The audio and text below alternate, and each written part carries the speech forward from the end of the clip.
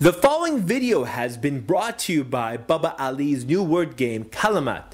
For more information, visit babaaligames.com. When I first started learning about Islam, I didn't know anything and I was really confused. So when I went to the masjid, I realized the people there were even more confused than me. And when I left, I was even more confused. This is confusing. I know, tell me about it. You see, when you're a convert, people just want to hear a heartwarming story about how you became Muslim. MashaAllah, brother, MashaAllah. It's very, very heartwarming. Very. Yeah, but the stuff we don't tell you is what happens afterwards. What happens afterwards? Nothing. You see, when we ask about Islam, you give us videos, literature, or even a copy of the Quran. But after we give our shahada, you're like, okay, assalamu alaikum, see you later. But you don't see us later. Instead, we're just left on our own, and people just assume that we'll figure it out. At a time when we first accept Islam, and we need that knowledge the most. And if you have that knowledge, it's your responsibility to give it to us. Some people think they have the ability to convert people, but they need to read the same Quran that they're passing out. Because the Quran clearly tells us that there's no compulsion in this religion. In other words, you cannot convert anyone. The hearts are not in your hands, but rather in the hands of our Creator. It is in Allah subhanahu wa ta'ala's hands, and only His hands. Now back to the convert thing. Right after we accept Islam, some people assume that we know everything. It's only day one. We don't know how to pray, the rules of zakat, or what's even halal or haram.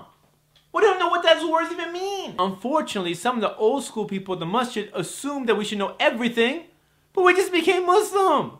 Chill. Relax. We'll learn. Just give us some time, inshallah.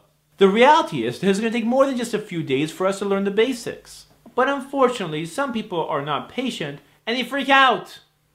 They really freak out. Brother, your shorts are too short. What do you mean? I said your shorts are too short. Too short. I'm confused. I only have one pair of shorts. Okay, your one short is too short.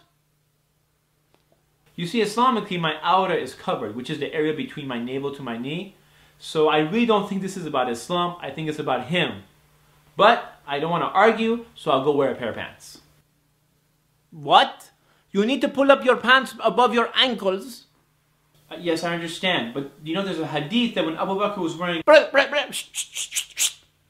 How long have you been Muslim? Just for a short time. You see, you are back and short again. I have been Muslim for 50 years. 50. That is not short. That is long. Very long, but not too long. Yeah, just because he's been Muslim for 50 years doesn't mean that he's correct. Brother, is that you? What did you say? Can you hear me? What did you say? Am I thinking out loud? And for sisters, there's a whole nother ballgame. You just became, oh, mashallah, mashallah, I saw you give shahada, mashallah, mashallah. Where is your hijab? Hijab is fard. By the way, if you want to get married, I have a good-looking son, mashallah. The sister's brand new to Islam. She doesn't even know how to pray yet, but you want her to get married. Joke! Joke! Give the sister some breathing room, and she'll get married when she's ready, inshallah. And for the cultural sisters who think they're better, and they backbite behind their new convert sister's back, it doesn't make you better. It makes you worse. You're backbiting behind the back of a girl who just gave shahada yesterday because she's not wearing her hijab today to the masjid. And you're doing this while you're wearing your transparent hijab halfway up at the masjid. Right now there's two sisters high-fiving each other saying, tell him Baba Ali. You see, when we converts come to Islam, we have embraced Islam, not the culture. As a convert myself, I will speak in behalf of my other converts. We want to practice the true Islam. We don't want the modified version, the one with all that cultural mumbo-jumbo. We just want Islam. That's it. Nothing less, nothing more. Simple as that. Do you know what bothers me the most? It is when some Muslims mix culture with Islam and call the whole thing Islam. And as a result, many people can't tell the difference between what is Islam and what is culture.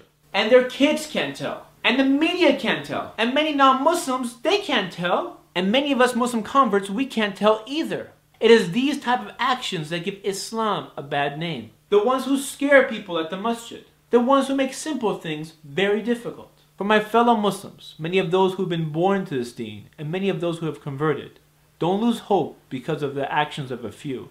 There are many good people in this ummah. Many who love the deen as much as you do. It can be very hard when you first accept Islam because many of your friends and your family may not accept you. But you have to remain strong and positive. Now if you can, try to put yourself around good people. Those who have good actions and good behavior. It all starts with your aqidah because that is your foundation. And when your foundation is strong, you are strong. And if you don't have good people around you, try to learn from CDs and lectures so you can increase your knowledge because knowledge is the key. And don't be fooled by the extremists who have compromised their deen for the sake of this dunya. Islam is something peaceful and amazing. And the best way to spread Islam is through kindness and good actions, not by hate.